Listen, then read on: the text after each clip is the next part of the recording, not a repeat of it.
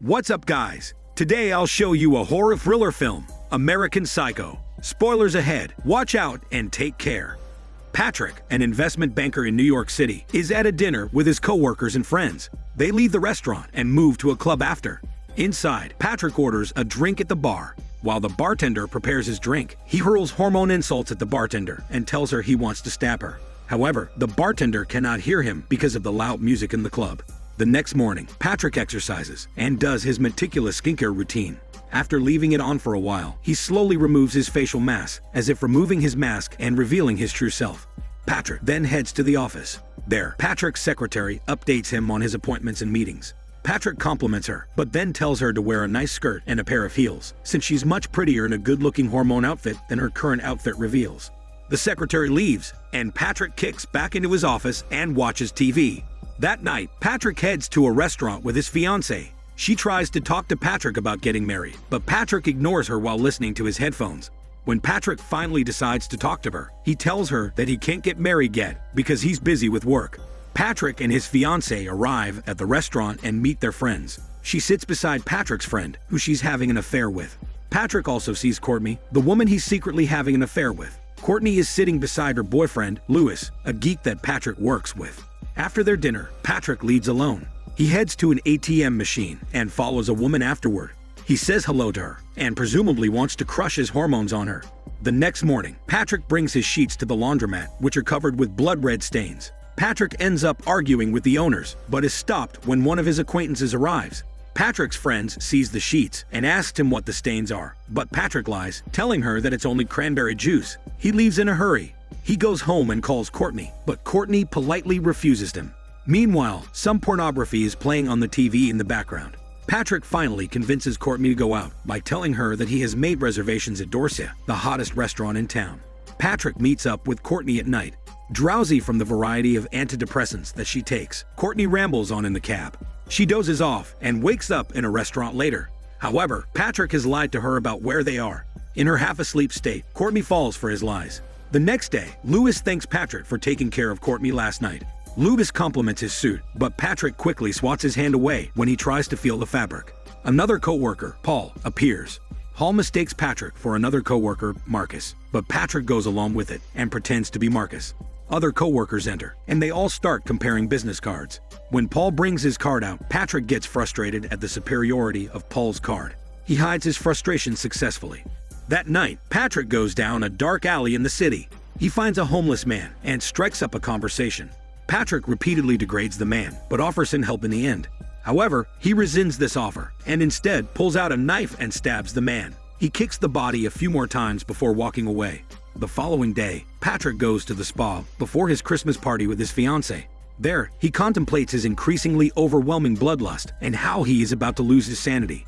He attends the party with his fiancée in the evening. Patrick talks to Paul, who once again mistakes him for Marcus. He goes along with it again and invites Paul out to dinner soon. Paul agrees, and his fiancée arrives. Having overheard the conversation, she asked Patrick why Paul calls him Marcus. Patrick quickly kisses her to change and dismiss the topic. Sometime soon, Patrick gets his dinner with Paul at an empty, shabby restaurant. He arrives late, only to find Paul arguing with a waiter. They proceed to make small talk while Paul gets increasingly drunk. With Paul half drunk, Patrick confesses that he is insane. Paul brushes this off as he's too drunk to understand anything. After dinner, they head to Patrick's apartment, which is covered in newspapers. Paul continues his drinking spree on the sofa while Patrick plays some music. Afterwards, Patrick heads to his bedroom and dons a plastic raincoat. Patrick grabs an axe and dances back to the living room. At the same time, Paul asked Patrick why the apartment is covered in newspapers and why he is wearing a raincoat. All of a sudden, Patrick raises the axe and buries it in Paul's head. He screams angrily while repeatedly hacking at Paul's dead body. Patrick soon calms down. He removes his raincoat and smokes a cigar. He then heads out, lugging along Paul's body with him in a bag. He manages to hail a cab, but runs into Louis and his friend on the street. He quickly dismisses them as he loads Paul's body into the taxi's trunk. He then heads to Paul's apartment. Using Paul's keys, Patrick enters Paul's apartment. He grabs a suitcase and packs some of Paul's clothes into it.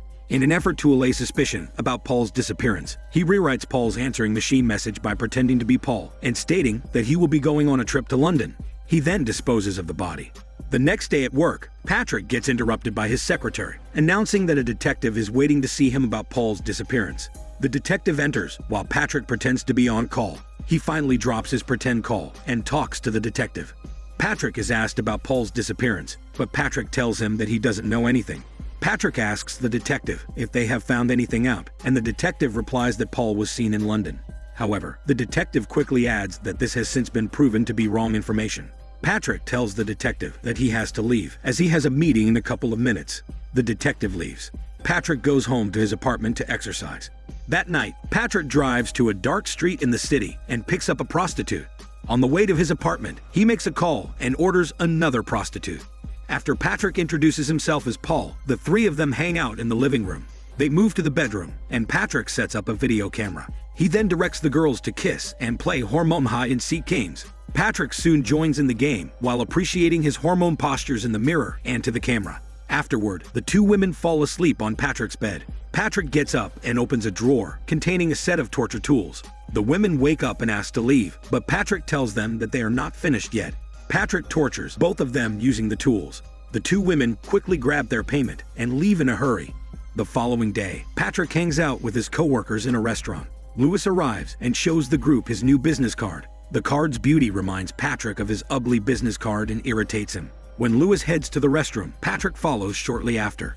While Lewis pours his stinky water, Patrick sneaks up behind him and chokes him. However, Lewis mistakes this act as a sexual advance. Lewis reveals that he's overjoyed that Patrick likes him back. He adds that he has been in love with Patrick for a long time now.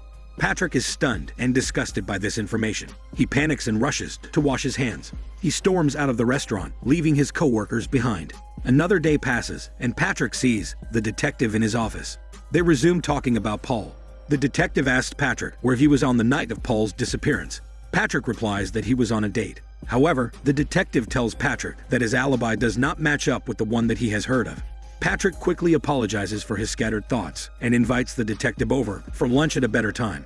After work, Patrick visits Courtney and they play a hormone hide-and-seek. Patrick spends the rest of the night in a club with his coworkers. At the table are three models, one of which Patrick strikes up a conversation with. Patrick tells the model that he takes care of murders and execution, but the model mishears him and thinks that he said mergers and acquisitions. They end up going home together, and Patrick murders her as well. The following morning, Patrick asks his secretary out on a date. The secretary agrees. Patrick tries to make a reservation at doorstep, but quickly gets turned down. However, he pretends to have gotten the reservation to save face. He tells his secretary to meet him at his apartment before dinner. Patrick and his secretary hang out at his apartment before dinner. While talking, Patrick grabs a roll of duct tape, presumably to silence the secretary.